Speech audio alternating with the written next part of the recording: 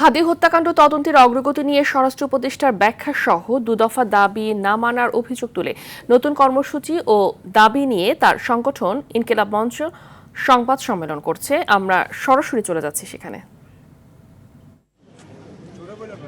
আসসালামু আলাইকুম সবাইকে। আপনারা জানেন ওসমান হাদির জানাজায় 10 লক্ষাধিক মানুষের উপস্থিতিতে আমরা বর্তমান সরকারের কাছে দুইটি দাবি জানিয়েছিলাম। প্রথম দাবি হচ্ছে ওসমান হাদিকে যে খুন করেছে বা যারা খুন করেছে, যারা খুনের পরিকল্পনা করেছে, যারা খুনে সহায়তা করেছে, যারা খুনিদেরকে আশ্রয় দিয়েছে এবং খুনের যারা মদতদাতা, তাদের প্রত্যেককে দ্রুত গ্রেফতার করে আইনের আওতায় নিয়ে আসতে হবে। এবং আমরা এর সাথে এও বলেছি যে আগামী 24 ঘন্টার মধ্যে সরকারের স্বরাষ্ট্র উপদেষ্টা এবং সহকারী উপদেষ্টাকে গত 1 সপ্তাহ ধরে তারা খুনের ব্যাপারে কি পদক্ষেপ নিয়েছে আসামিকে গ্রেফতারের জন্য, সেই ব্যাপারে তারা জনসম্মুখে এসে জনতাকে জানাবে। এবং দ্বিতীয়ত আমরা বলেছি সিভিল মিলিটারি ইন্টেলিজেন্সের মধ্যে ঘাপটি মেরে বসে থাকা আওয়ামী দোসরদেরকে চিহ্নিত করে গ্রেফতার করতে হবে।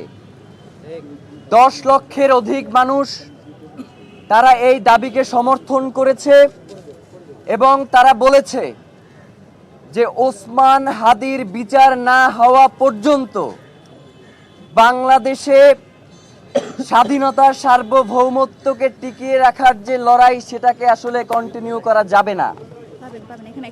তারা বলেছে আগামীর যেই নির্বাচন, সেই নির্বাচনকে যদি সুষ্ঠুভাবে সম্পন্ন করতে হয় তাহলে নির্বাচনের পূর্বেই ওসমান হাদির খুনের সাথে যারা জড়িত তাদেরকে গ্রেফতার করা দরকার।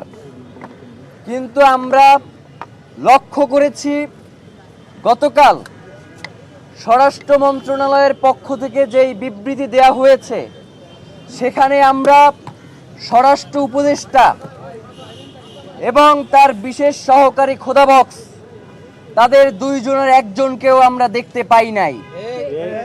এর মাধ্যমে প্রতীয়মান হয় যে